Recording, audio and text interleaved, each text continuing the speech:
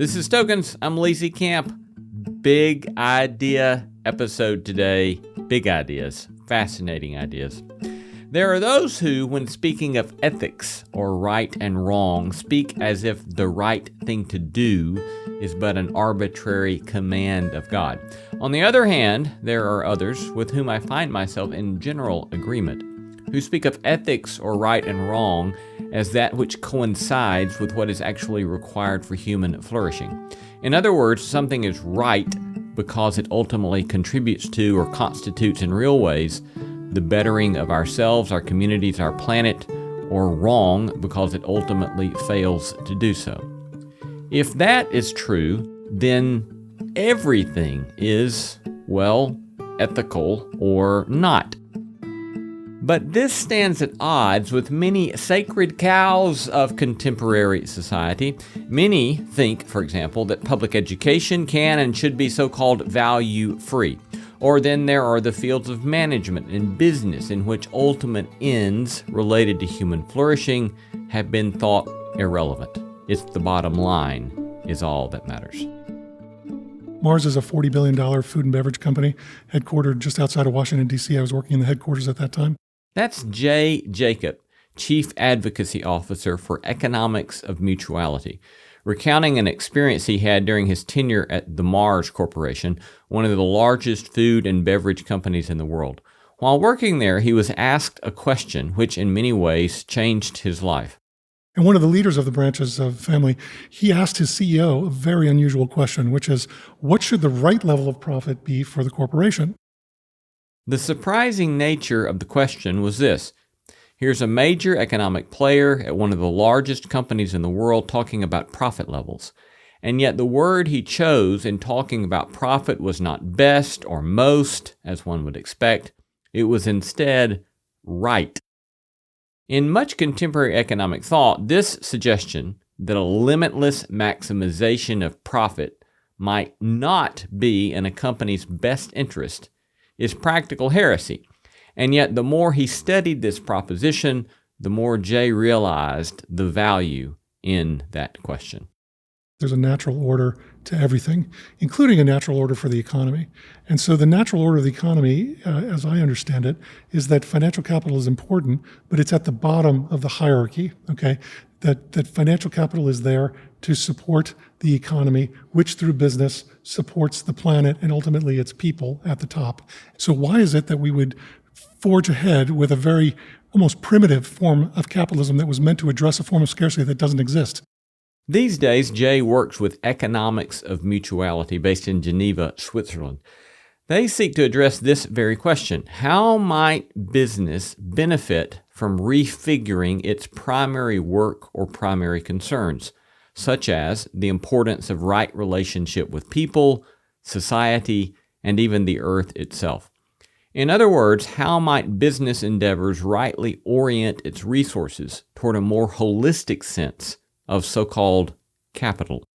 It's time to really create a more complete form of capitalism by enlarging the definition of performance to include not only financial capital in businesses, but also other forms of capital that are non-financial in nature, but that have significant value, like social capital, human capital, and natural capital.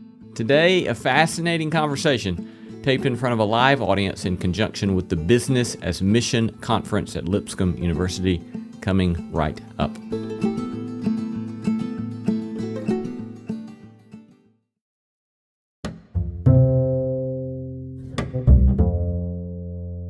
Following 14 years serving in the Mars Corporation Global Headquarters, Jay Jakub now serves as the Chief Advocacy Officer for Economics of Mutuality, an independent organization headquartered in Geneva, Switzerland. He has a doctorate in modern history from Oxford University, and then since 2014, he has directed a multi-year joint research partnership on the economics of mutuality with Oxford University Said Business School, where he is a regular guest lecturer. He's also the co-author with Bruno Roche of Completing Capitalism. Please make welcome Dr. Jay Jakub.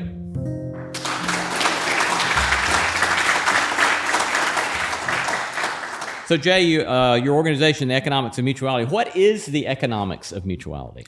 I'm glad you asked that question, and it's actually my favorite topic to talk about. It's a business model management innovation is probably the best way to describe it, and it was developed by the internal think tank of Mars Incorporated, which was led by the chief economist of Mars, and I helped support him in the leadership of that organization for 14 years while I was at Mars. And economics of mutuality is really about putting purpose into practice through strategy in a company, and it really starts with the premise that the purpose of business is not to create profit, as oddly as that sounds, that the purpose of business is actually to create profitable solutions for the problems of people and planet, not to profit by creating problems for people and planet. So not opposed to profit, but not making Absolutely. profit the bottom line, right, philosophically. It's really about repositioning business from extracting value from its stakeholders to actually orchestrating solutions to the problems of those stakeholders within an ecosystem grouped around purpose and delivering purpose as a business. So Milton Friedman's one of the famed representatives. One of his famous quotes, "The sole social responsibility of business is to maximize profit for distribution to shareholders." And for any who are not aware, Milton Friedman is one of the most famous economists of the 20th century in the United States.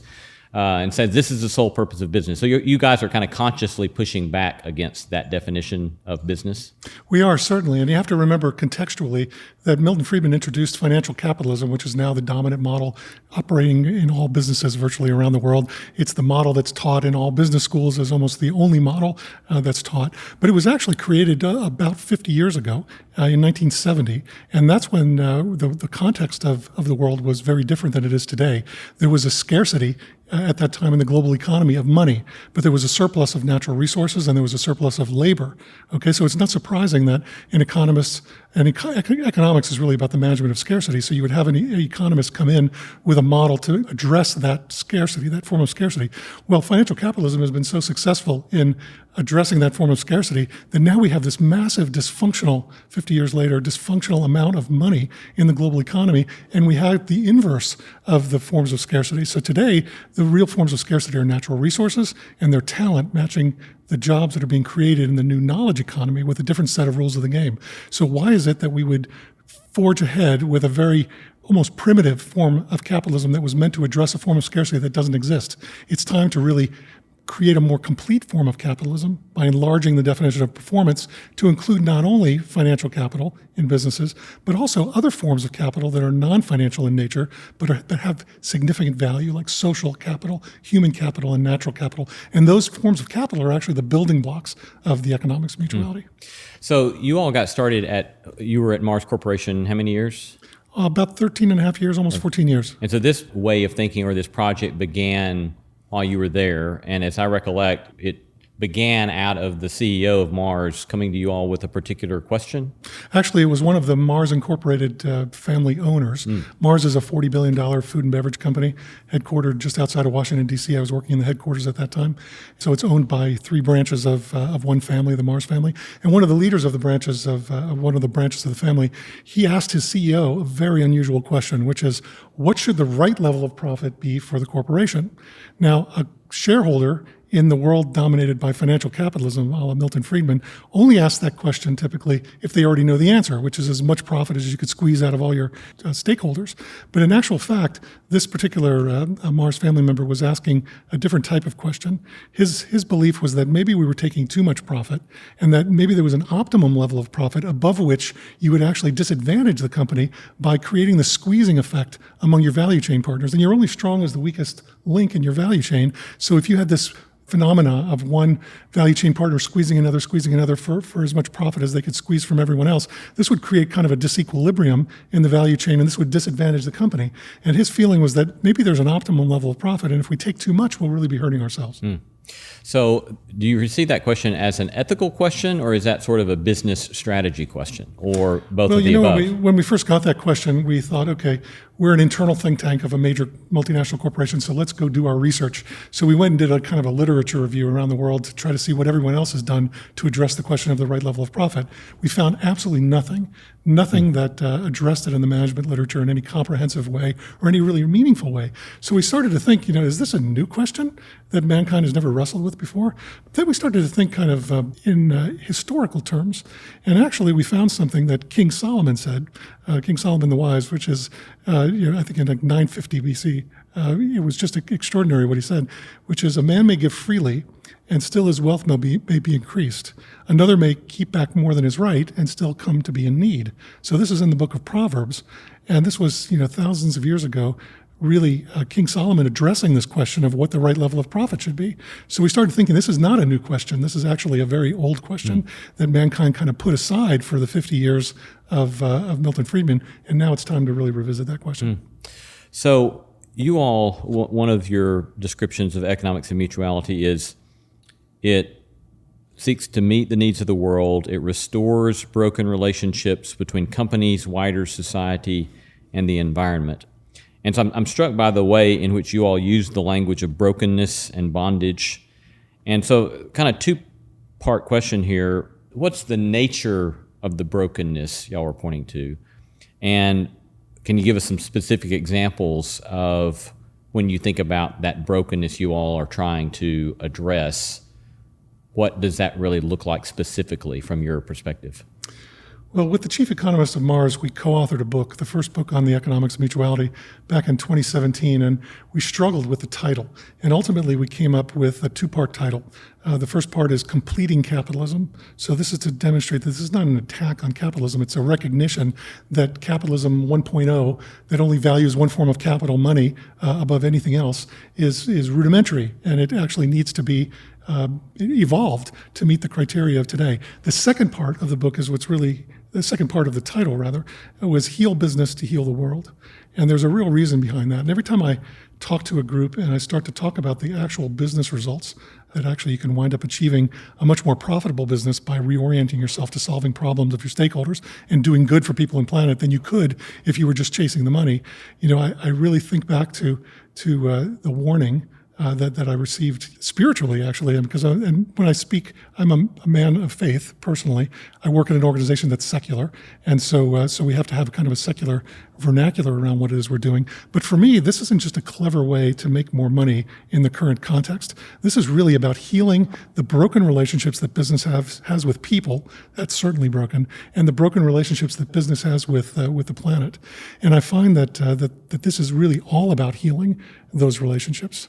You all had a slide in one of your early presentations that I've seen where you talk about the difference between Marxism, capitalism, and ecology. But would you kind of describe what you all were kind of sketching out with that? Because I think, especially these days in the kind of highly polarized world we live in, it seems like if anyone critiques any aspect of capitalism, they assume you must be a socialist, and vice versa. But you all clearly are not trying that or doing that. It's much more nuanced, multifaceted work. But would you kind of describe what you see Marxism, capitalism, Sure. and ecology addressing, and how you all are trying to do something different than any one of those? When you think about the history of economies and prosperity, there's really three aspects that always are consistent. One is the land that provides, then there's the labor that transforms and adds value, and then there's the money, the financial capital that actually is there to create liquidity in the system. Okay, these forms of capital are very distinctive from one another, but they're not remunerated in the same way. So I think the slide that you're talking about was an early slide as we started to put this together as a concept. And really, if you think about the different ideologies, economic systems that were put into place to try to address each one of these three variables that I mentioned. First, you had sort of Marxism that was built on the half-truth of the fact that people needed to come first. Okay, there's truth in that, but they tried to remunerate one form of capital, which was really people, at the expense of the other two, which was the planet and profit. They really destroyed the planet in many ways, and also destroyed the ability of corporations to be self-sustaining and profitable by really making it difficult to create prosperity through financial profit. Then you had financial capitalism come along, and their half-truth was that you wanted to remunerate financial capital, but at the expense of people and at the expense of the planet. And then you had this sort of third half-truth, which is the environmental movement, which is becoming more and more powerful out there. And they've got their own sort of economic approach if they're given the opportunity to implement it. And it's really about putting the planet above everything else and remunerating the planet at the expense of people and profit. And our belief in the very beginning, which really drove us at the start before we had all the business data, was that really we need to find a way to remunerate each one of these pillars of land, labor, and financial capital by what it brings to the table, and that there's a truth in the wholeness of bringing these three aspects of the economy together. And just focusing on one at the expense of the other two is only a half-truth.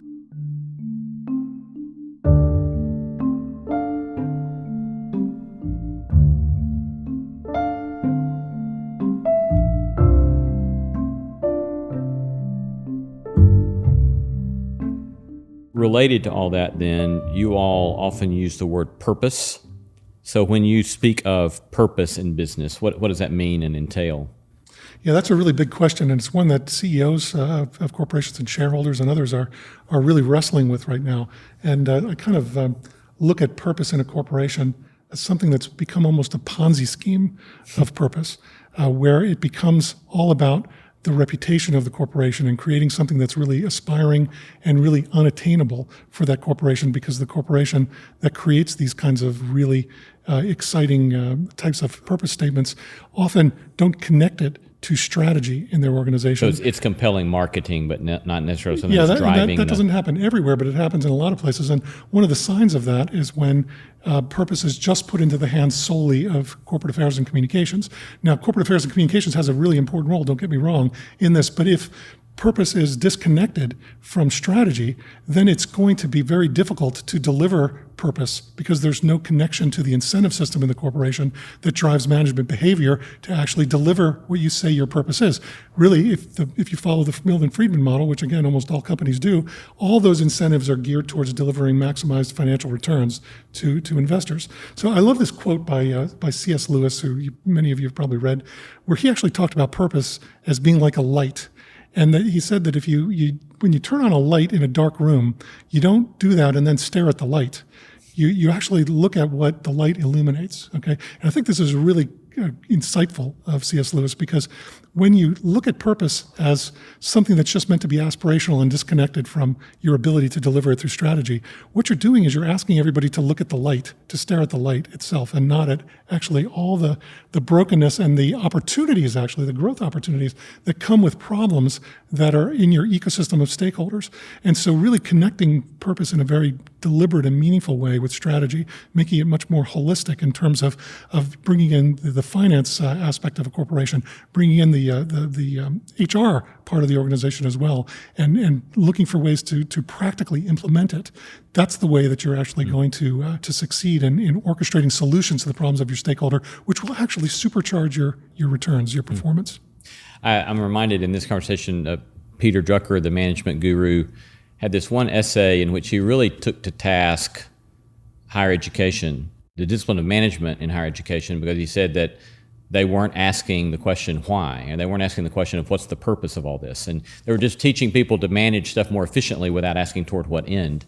And as somebody in the humanities and theology, I appreciate that he went on to say that the discipline of management in business schools had done a great disservice to their students by not requiring that they take the humanities seriously, because they said the humanities are the place in which historically we ask questions about purpose and what's the meaning of life and why are we working and what are we doing with all these things. But it seems again that one of the things that y'all are doing is trying to take that sort of observation seriously and say we've got to have a multifaceted, well-informed notion of purpose and what is the meaning of life.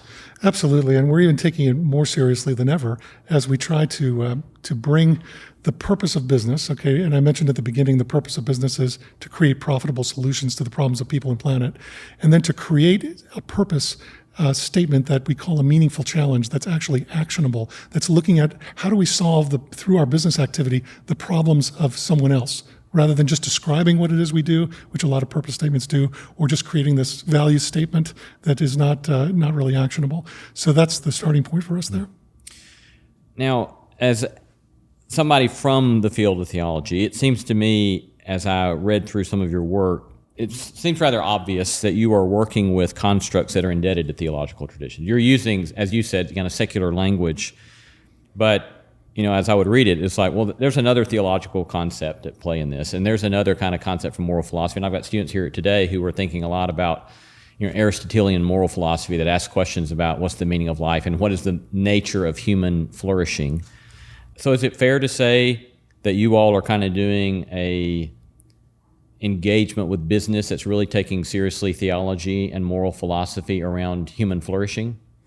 Well, I can certainly speak for myself in this, and I want to make sure to make that distinction, because anything that is of a biblical nature that inspired this work, and it did inspire, there is biblical truth that inspired this work, that is not necessarily a position that a corporate entity that is secular would feel comfortable taking, and that's fine. So some of us that work on this are believers, and some of us are not. And I tend to think that God uses all of us to achieve his ends. But actually the inspiration for this work, and we've been quite open about this since the very beginning of it, even though we were in a secular environment trying to take this to a secular marketplace, was really found in the Old Testament in maybe what many would think was an unlikely place. I was talking to somebody the other day, last night actually, who was a pastor, and he said, "You're talking about Leviticus chapter 25 as being the inspiration for an economic model? Leviticus, is that something we really want to spend Half the room's a lot of just time gone to on?" sleep now. Right. I feel like, yeah. And when I took another look at Leviticus, and if you remember anything about Leviticus 25, it's really laying out God's Jubilee, and it talks about how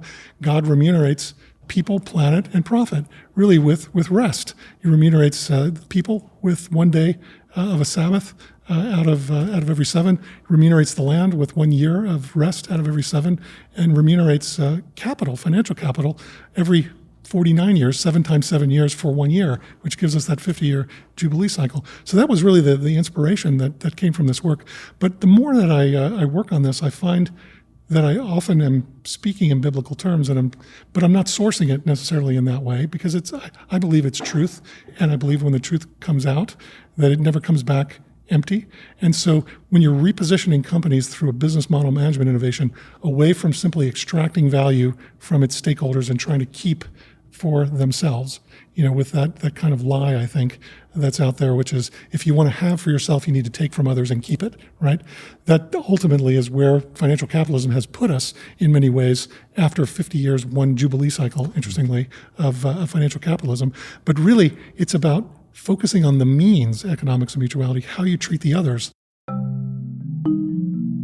If your end is profit maximization for yourself, you need to put that aside. That can't be your motivator. The ends do not justify the means. This is all about focusing on the means, being faithful in the small things, orchestrating solutions to the problems of your neighbor, okay, really in its most literal sense. And it really demonstrates in very practical ways with real business data that it's better to give than to receive.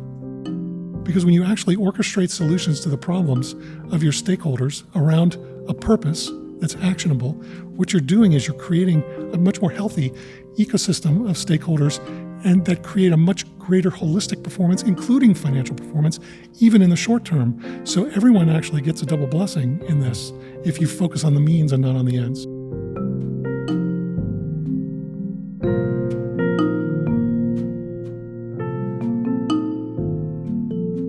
Will you talk us a little bit through the notion of non-financial metrics? So GDP, as I understand it, has one set of things it measures, purely financial, and it would be of a particular kind of financial sort, as I understand it. But it seems like there's a movement apparently for the development of lots of different kind of metrics to try to take into more of the kinds of things that you all are pointing to. So could you kind of school us a little bit about that kind of conversation and what you all are doing with a different set of metrics? Sure. Metrics can be used and they can be misused. And there are a lot of metrics out there, dozens and dozens of metrics that are around what's called ESG right now. So that's something that's very much out there, and that companies are trying to figure out how you can focus on environmental, and the S is social and governance. And there's a lot ESG, of kind of environmental, social, environmental, social, and governance. And there's a lot of kind of effort and metrics around the E piece of this, not a lot around the S, and really not a lot either around the G. And one of the problems with metrics is that in business you only manage what you measure, but you need to be measuring the right things. And you look at ESG metrics, and on the surface they're not connected to value creation. Okay, they're metrics and they do account for something, but there isn't a specific link, a causal link between each one of these metrics and the creation of value in a particular business context or in the sector of the economy. One of the things that we did right from the beginning is we took a look at the fact that, I think I mentioned at the beginning, financial capitalism 50 years ago just looked at measuring and managing one form of capital. And you only manage what you measure in business, as I mentioned earlier. Well, that form of capital now is diminished in terms of its relative value to these other forms of capital that actually exist in the management literature. There's really 4 of them. Financial capital is one. Social capital, which we discovered you can measure this in a very robust, scientifically way, also in a way that's very simple and stable and usable in business, around only 3 sorts of variables, which is trust, social cohesion within a community, and the capacity of that community to work collectively towards a common good.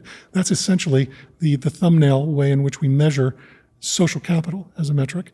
There's another form of people capital that's called human capital, which is expressed at an individual level in terms of well-being in the workplace. But the way in which you go about measuring that is very different than the way you'd measure social capital. And it's really designed to identify within a corporate cultural context, which could be different in every company, so you get some slightly different results. What are the true drivers of well-being in the workforce? So if all of you out there are working for a particular company, there are things that you value above anything else. And knowing what those things that you value, knowing what those things are, gives you a real window into what sort of intervention as a company that you could do to grow the human capital. And when you grow the human capital, you get 3 things that are really connected to the performance of the company. So you get talent attraction. And most companies are in a war for talent right now. There's just not enough talent that is matching the jobs being created in the knowledge economy. The second thing is talent retention. Most companies know that it's the best and the brightest, the ones that are most talented, that will leave first if they're not having their purpose met in a company. And they cost the most as well to a company. So getting more talent attraction, more talent retention, that has huge potential payoffs for your performance. The third is really about optimizing performance, because people whose individual purpose or vocation, if you want to use another way to describe individual purpose, if that's being fulfilled within the corporate purpose, which is also being aligned with the purpose of business, then you really have a more seamless life for individuals, and they're going to want to stay attached to that corporation to do that. So we measure human capital, social capital, natural capital, which is really about natural resources, but on the inputs. So we have a small number of universal metrics that together account for the vast amount of natural resources that go into the manufacture of anything from a Mars bar at Mars to a bag of rice to an automobile. Actually, they're the same sort of core metrics. And if you start to utilize these non-financial forms of value, these non-financial forms of capital, human, social, and natural capital, you find also that there's this strong correlation between how much you grow those forms of capital and how much economic performance is released in a business activity. So they're all interconnected in a very deep manner, but businesses ignore that. They ignore the value of human, social, and natural capital because they think it's too fuzzy, and they don't realize there's this connection with value creation that also pays off in terms of financial value. So we try to measure the right things, and we try to focus on these 4 building blocks: human capital, social capital, those are the 2 parts of the people pillar, natural capital, which is that land piece, that environmental piece, and financial capital, which is about liquidity in the system. You all are also trying to develop different sorts of accounting practices, even to take account of these things. What does that look like or mean? We are, and for those of you who are familiar with business and business accounting, there's something called the management accounts P&L, the profit and loss statement, which is really almost a filter for the purpose of the company. So if it's a purely financial P&L statement, which virtually all P&L statements are, you've got your line in your P&L that's tracking your profitability, and you've got your purpose of the company that kind of goes through that filter. And if it's only financial outcomes that you're looking for to maximize your return for shareholders, then you're driving your managers with incentives to just deliver more and more profit, even if it's diametrically opposed to what you say the purpose of the company is. Now, because we know how to measure human, social, and natural capital in simple, stable, and robust ways now, and businesses always, in any business activity, you create or you destroy human, social, and natural capital.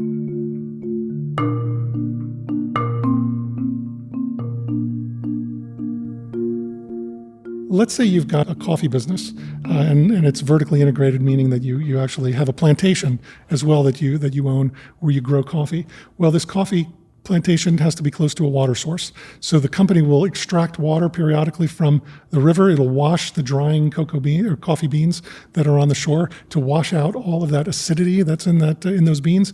The water then becomes very polluted because it's very acidic. And then what happens? You dump it right back into the river. Well, now you've become a polluter of the river. You've become a net user of natural capital. We know that natural capital actually has a relationship to whether you're going to be more or less profitable, but you don't see any of that in your P&L because it's purely financial. So natural capital is actually a drag on your P&L that you don't see. Also, when you're polluting the environment, you may also drive the social capital down, the trust of the community that's using the water that you're polluting towards the company. And when that social capital goes down, that also acts as a drag, but also as an opportunity to maybe create a business management practice that grows the social capital, that becomes a net, not just a net user of natural capital, but maybe a net supplier of natural capital by maybe cleaning that water before you put it in. There could be significant value for that.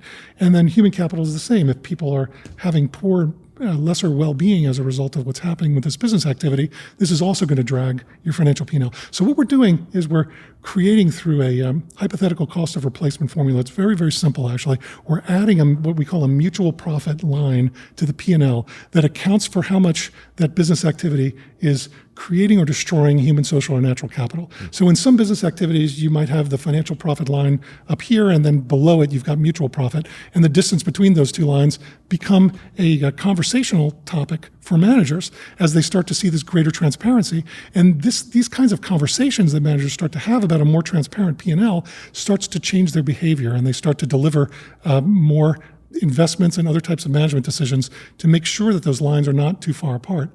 Similarly, you may have a business activity where your human and social capital that you're growing in that activity creates a mutual profit line that's higher than your financial profit line. So then you want to try to figure out what that means, and that might change some of your decision making as well. So that goes back to I've heard environmental activists say that the way business is done, profit and loss statements don't show the full cost of really what they're producing. And I hear you saying there's some truth to that in many cases it might not, in fact, represent really what it's costing the community or the larger globe. Right. And that's exactly why we're doing this mutual profit is really, and we don't have a lot of data on this yet because we're just experimenting with it, but our early returns are pretty exciting. And we think that this is going to be a management practice that all companies are eventually going to adopt, creating a mutual P&L that truly gives you insights into the more holistic nature of the four forms of capital, which all have value and are interrelated with one another. Are there fairly accepted formulas for calculating that mutual profit? Not yet. I mean, we're working with our partners at Oxford University to help to develop this and to test it, to roll it out in actual businesses. So we're doing that in some of the businesses at Mars. And I'll get back to you when we have results that we can utilize. You're listening to Tokens, Public Theology, Human Flourishing, and the Good Life, and we're most grateful to have you joining us. If you've not yet done so, subscribe today to the Tokens Podcast on Apple, Spotify, Stitcher, CastBox, or wherever you get your favorite podcasts. We do love hearing from you and are always pleased to hear some of the things you'd like to hear more about. You can email us at podcast@tokenshow.com. Also, remember you can sign up for our email list or find out how to join us for a live event, all at tokenshow.com. We'd be delighted for you to come see us in Nashville. This is our interview with Jay Jakub, formerly with the Mars Corporation and now with Economics of Mutuality. This interview was taped at Lipscomb University in conjunction with the Business as Mission Conference, and our thanks to Rob Touchstone for the collaborative endeavor. You can learn more about the Business as Mission Conference by visiting BAM323.org. That's BAM323.org. Coming up, we'll hear more about a holistic approach to business as well as some practical ways such principles might be applied. Part 2 in just a moment. Welcome back to Tokens and our interview with Jay Jakub. So I'm imagining some colleagues I'm imagining how they might respond. And I hear one or two in my head being bothered by using the word capital for your different buckets. So financial capital, human capital, social capital. And I can imagine that they would say, one, that they appreciate the fact that you're pointing toward a multiplicity of concerns and taking seriously the biblical witness about the nature of what true flourishing looks like. But I can imagine some of them saying, but to put all of that under the label of capital ultimately commodifies everything so that you might be undercutting your own larger agenda by using that kind of language? What would you say to that? Language is important, and that could certainly be true, but we didn't make it up. I mean, it came from the management literature, so there are different forms of capital. If you look at the etymology of the word capital, it really comes from capita, which is heads, and it was heads of animals. Again, getting back to this notion that how do you create liquidity in an economy so you can move animals from one place to another, and eventually that became currency. But I mean, I think there's a real challenge in working in this space and making sure that you create some standard way of communicating value and forms of value. So if you're going to embed this as a business model management innovation that could be potentially transformational for the way businesses operate, not just one company, but all companies, then you've got to have a kind of more standardized way of communicating what it is that you're doing. So you have to settle for something. And I think Capitals works for us now, but maybe not forever. What sorts of mistakes along the way have you all made to this point? Well, I'm glad you asked that question because this is not complete by any means, and we have really learned by doing, and we've learned by making mistakes. And I guess a couple of mistakes that come to my mind is that when we first cracked the measurement challenge, which actually took us about 5 years. We were doing other things as well, but it took us the first 5 years of this program to really figure out with our academic partners, can you measure human, social, and natural capital the way that you can measure financial capital? And when we cracked that piece, we were talking to the president of the Mars Wrigley business segment. Mars had recently acquired Wrigley, the chewing gum company headquartered in Chicago, but has a global presence. And the president of that segment, who's been a great supporter of economics mutuality, named Martin Radvan, somebody taller than me, and I'm quite tall. Martin said, okay, now it's time to test this out. I buy that what it is you're doing theoretically, but I want to see this executed in a real business activity. So he said, sure, where in the world can we roll this out? And he said, well, I've got one Wrigley factory in all of Africa, and it happens to sit in East Africa, in Kenya, just outside of Nairobi. And I'd like you to go to East Africa and try to start a route to market business for chewing gum using this new approach, these new metrics, these new management practices, and see if you can help us penetrate the African demographic, because we don't have a business model that actually works in Africa. So we went there and we presented our findings to the general manager, who was really inspired. And then he said, this is great stuff, but I have really ambitious financial targets I have to meet. If I don't meet them, I'm not going to get my bonus. My people aren't going to get their bonuses as well. So I want you to work someplace we're never going to work, where we don't work, where you can't disrupt our business.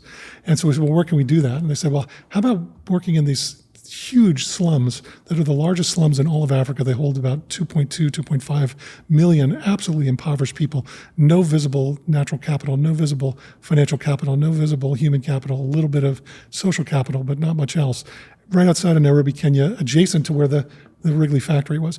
So I won't have time today to go into the details of how that business was set up and operated, but we actually set up a very successful route to market business using some really innovative practices, changing the metrics, the KPI, the key performance indicators that managers have to deliver against to get their bonuses.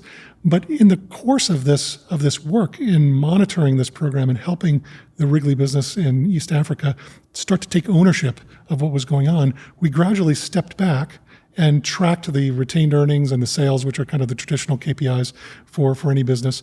But we also helped track the human and social capital, because those were the KPIs that we wanted the managers to deliver. We wanted them to create interventions to grow more human and social capital, and then we would see what would happen to the business performance in this activity, right? So we started to see just tremendous scaling up of this program. Also, we started to see retained earnings that were twice that of the neighboring business that was working with all of the advantages that you would think of a profit-maximizing business. Wealthier consumers, better brand recognition, master distribution, better infrastructure, all those things that we didn't have working in the slum areas. But then there was a kind of urgent emergency flare that was sent up by the business, the Wrigley business in East Africa at one point.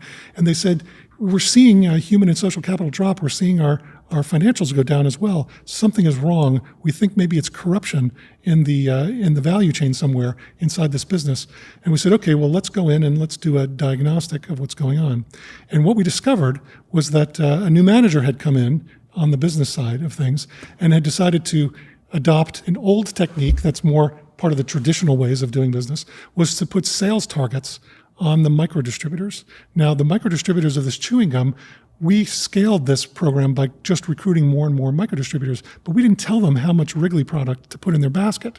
Okay, so if they wanted to sell 10% of Wrigley products or 50% or 100%, that was purely up to them. If you put sales targets on micro distributors in an area where people are barely living from day to day, they're just going to walk away from the program. And that's what we were seeing. So we thought, okay, we have to get rid of these sales targets because that is a business management practice that does not work with the economics of mutuality. So we threw that out.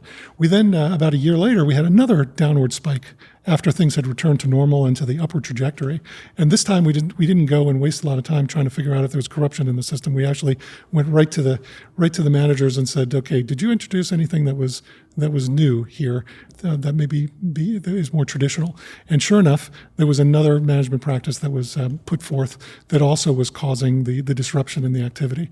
So, and then there were partners that we partnered with in some of these businesses that just turned out not to be the right partners. So we had to go through some disruptions to deal with that. So there were bumps in the road all the way, but we kept learning and learning and learning, and gradually we automated more of the data collection, and it just became something that's now scaling up globally for Mars. So what are some of the measurements of things that indicated the flourishing of that approach in that given case in Nairobi? Well, I started to mention them before. For social capital, it was really the trust, social cohesiveness, and the capacity to work collectively.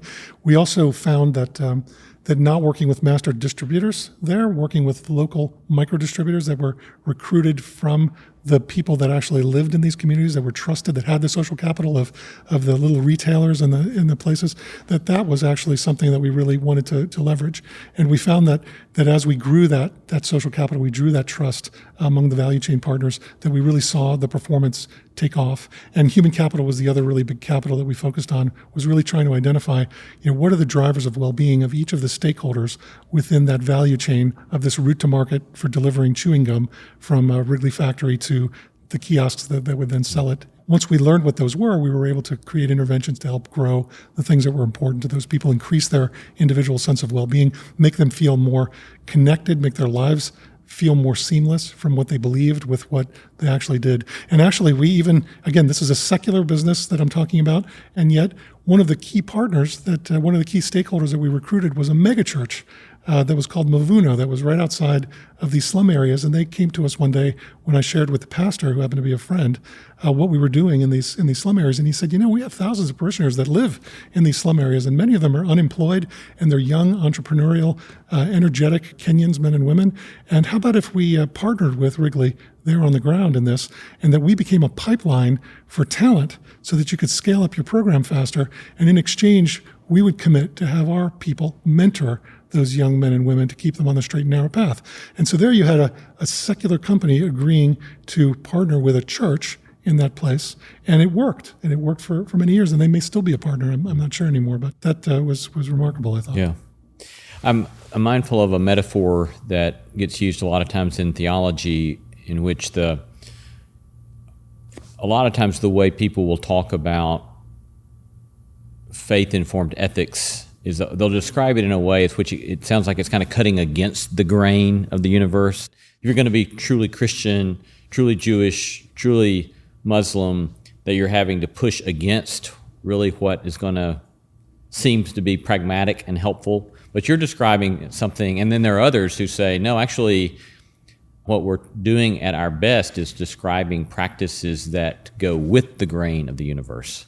And I hear you doing that. You're saying there's true goods all the way around for all of us if we'll take a different set of considerations into play. Is that, I'm fair? glad you mentioned that, because it reminds me of the fact that as a believer, I believe that there's a natural order to everything, including a natural order for the economy. And so the natural order of the economy, as I understand it, is that financial capital is important, but it's at the bottom of the hierarchy, okay? That financial capital is there to support the economy, which through business supports the planet and ultimately its people at the top. And as a believer, I believe that the only thing that is above people is God himself. Okay, I believe that's the natural order of things. Well, the 50 years of Milton Friedman have actually inverted this natural order. It's turned it on its head, because now I think it's safe to argue that people have found their way to the bottom of the order of hierarchy and importance in the current system, and the planet is just above people. And people and planet are there to support the economy, which through business supports what? It supports finance, which supports what? It supports itself. So you've inverted this situation, and you've got mammon at the very top of the pyramid with a crown. That's not right, and it's not sustainable. That is not truth, and it's going to collapse. And I think COVID is helping to accelerate that. I think economics and mutuality is there in part to help restore that natural order of things and put financial prosperity where it belongs, which is there to support the economy, which the business supports the planet and its people.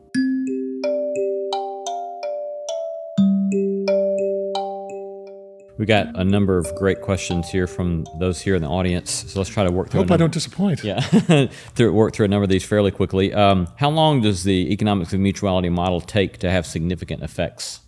That's a great question, because some of that has to do with how much a client, so a business unit, is willing to take on.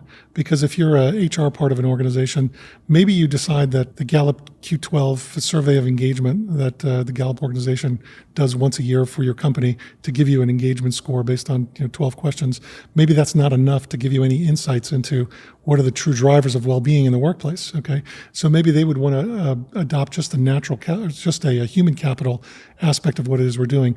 What we would really like to do is to do the soup to nuts version of all of this, and it's difficult to put an exact number on it, because every time you work in a new sector of the economy with a new type of company, there's new lessons to be learned that are contextual that you have to adapt a model to. I find that if you were going to approach this with a purpose piece, and then an ecosystem mapping of the stakeholders around that purpose, and orchestrating of interventions to grow the forms of capital to help solve pain points that we surface through that process, and then kind of codifying this in a mutual P&L, you could probably do this in about 6 to 9 months. But again, it just depends, because it also depends on how many resources that we would have available. Our unit is fairly small. We're an organization of about maybe 20-some people, so we have limited capacity to work with everybody really intensively. Also, the business units have to decide how much resources they want to commit to doing this, because we could come in with all the right ideas and so forth, but if we don't get the full cooperation of the right people to collaborate with, and for the business units we're working with to actually take ownership over the work that we do collaboratively together, it takes longer and longer. So again, the rule of thumb maybe would be 6 to 9 months, but it could take longer or lesser time depending on 6 to 9 months, though, seems to be rather encouraging to consider that as a possibility. Yeah, I'm sure that some of my colleagues who are really involved in the really practical aspects of the rollout, they'll probably pull their hair out, or mine, if they hear that I said that. Here's a two-part question. How does a company invest in human capital, and how does an individual invest in their own human capital? Those are two great questions. Maybe I'll take the second one first, because the first one's a little easier to answer.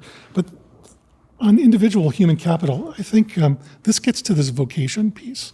And it's a piece that we're really starting to work with some partners on now, because we've spent a lot of time working on the purpose of a corporation and how do you implement purpose as strategy. But what we've just started to work on now is that how can you really engage individual employees of a company at every level in a discussion about who they are and what they're there to do in life, okay? And most people will get very intimidated when engaged on the concept of vocation or purpose. And I'm using those kind of interchangeably, intentionally, because they realize if I think too big about what my purpose in life is, it's going to be something that'll disappoint because I can't possibly deliver it. So they tend to start to narrow their focus down to what can I deliver sort of in the next quarter or in the next 2 quarters, for example. And that really removes your ability to think big. I've got a great friend named Steve Garber, who's a real expert and author on the concept of individual vocation, and he's working with us on this as well. He's written a great book called Visions of Vocation. And Steve came up with a concept that I love, which is called Proximate Justice. And Proximate Justice for him is really about freeing yourself to realize that you don't have to seek perfection. You just have to really reach for what you really believe you're meant to be here for, even if it seems unrealistic. But as you progress in delivering pieces of that you need to get close to, you need to get comfortable with the idea of being proximate, to be adjacent to that, but you don't have to actually achieve all of that. One of the stories that he loves to tell is about a company called Wedgwood that makes, it's in the UK, it's in the Midlands, I think Yorkshire, and it makes these kind of blue china plates that are decorative and quite expensive. And back in the 18th century, you may remember that there was the William Wilberforce story of parliamentarians led by Wilberforce trying to figure out how they could convince the British Parliament to outlaw slavery in the British Empire. And they wound up engaging the Wedgwood company and its leaders and its owners in this discussion about what can we do together to abolish slavery in the British Empire. The British Empire was, the biggest empire in the world, the most dominant in the world. Now that's a pretty daunting kind of vocation to take on, but they actually decided to get engaged in that. And one of the things that Wedgwood produced was this beautiful plate that has a black slave in chains on it, and it said, "Am I not a man and a brother?" And so what they did was they manufactured this plate and they sold this plate and really used this as a way to start to raise awareness about the evils of slavery. And, it took 40 years of efforts by Wedgwood and by Wilberforce and others to outlaw slavery in the British Empire, but they played a role in that, okay, maybe in a proximate way, but they did that, and every employee in the company that was part of the manufacturing of these plates that helped raise awareness and eventually turn public opinion against slavery, they played a much bigger role. So really addressing that issue of individual vocation and creating a seamlessness between what you do on Saturday and Sunday and on the evenings and what you do for 5 days a week. That's what this is all about. So you're making space for companies to actually ask those kinds of questions of employees and then help their desire to contribute to the world or their sense of vocation in the world to contribute to the actual business venture itself. Absolutely, and because I don't think that they need be divorced from one another. This is a kind of a market. You can think of yourself vocationally in your work, and it can become almost like a marketplace ministry for you as a believer, or not. It can be something else for you. I think the other part of the question was how do you invest in human capital? And what I say is that you decide to actually collect the data and analyze the data in such a way that you can determine with a high level of confidence, and we think we can do that with our clients, of what the true drivers of well-being are within a particular organization. I'll give you an example at Mars. Mars, many people may think that a true driver of individual well-being in a workplace is how much money you make. Okay, so wage disparity. Well, of the top 5 variables that account for, in order, what's most important to a Martian, a Mars associate is what they're called. Wage disparity isn't even on there in the top 5. The number one driver of well-being among the Mars workforce, we determined through our methodology of identifying what human capital is there, was do managers walk the talk of the values they espouse? And that's a really important insight to have. And I think prospect of upward mobility was number 2. So that was about how much responsibility that you could take on, how much independence as a manager as you grow into that job. So knowing those things, investing in that knowledge and acquiring that knowledge will then give your HR people the insights they need to create interventions to address the things that really matter to that particular workforce within the culture of that company. Yeah, fascinating. Right? Yeah. Can you describe the way, someone asked, can you describe the way an established company can measure social capital, and what are the outcomes you are looking for in that regard? Yeah, I guess the best way to answer this question, because I can't really divulge all the questions that are on our survey instrument, which is part of the IP of the company. But basically, when we looked at social capital, it was really the most intimidating of all the forms of capital in terms of being able to get our arms around it.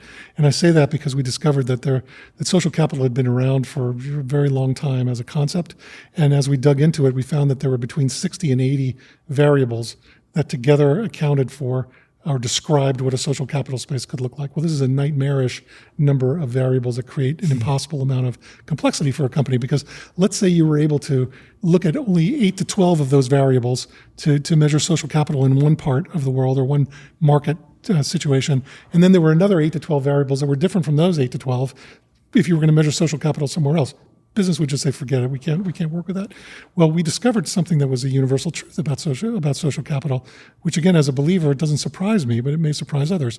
Everywhere we tested social capital when we were exploring this, among impoverished coffee farmers in Papua New Guinea, among impoverished cocoa farmers in West Africa, among distributors of chewing gum in Vietnam, and multiple other market situations, we always found that there were only 3 of those 60 to 80 variables, 3. They were always the same, that together accounted for about 80% of what any social capital space looked like.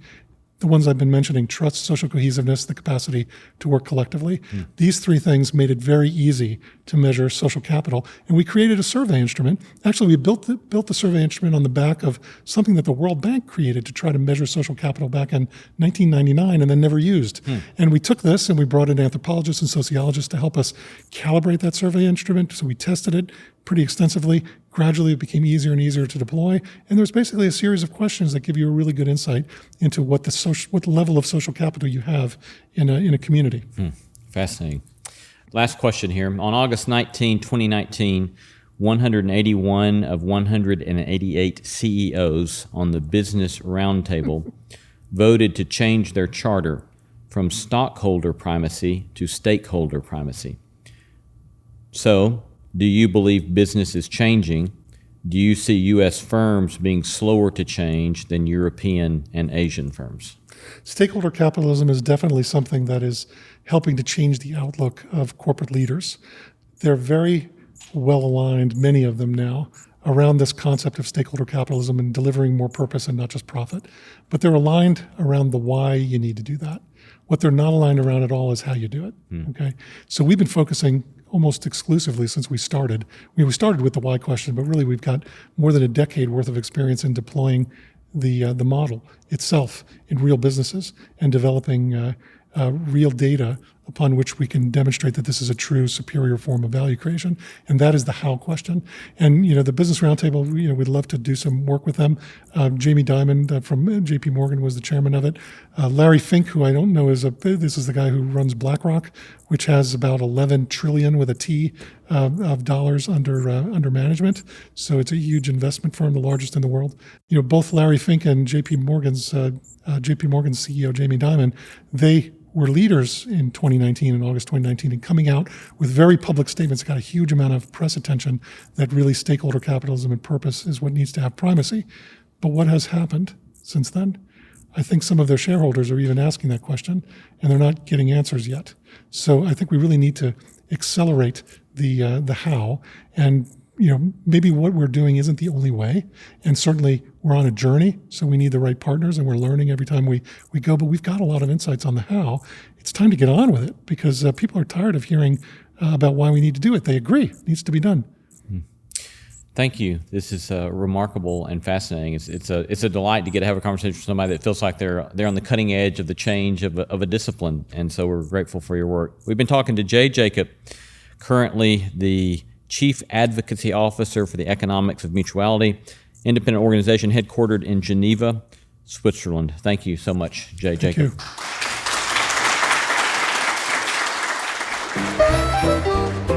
You have been listening to Tokens, Public Theology, Human Flourishing, The Good Life. This interview was taped at Lipscomb University in conjunction with the Business as Mission Conference. Special thanks to Rob Touchstone.